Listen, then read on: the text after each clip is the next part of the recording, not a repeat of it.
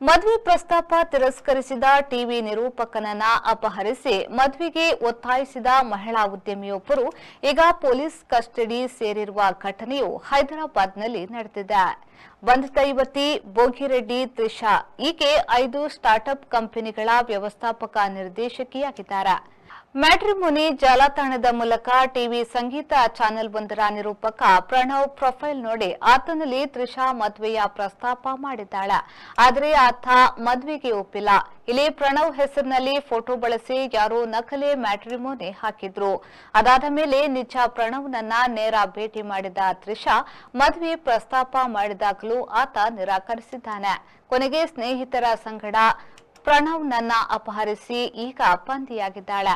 ಮ್ಯಾಟ್ರಿಮೋನಿಯಲ್ಲಿ ನಕಲಿ ಪ್ರೊಫೈಲ್ ಹಾಕಿ ವಂಚಿಸಿದ್ದಾನೆ ಎಂದು ಈಗ ತ್ರಿಷಾ ದೂರು ನೀಡಿದ್ದಾಳೆ.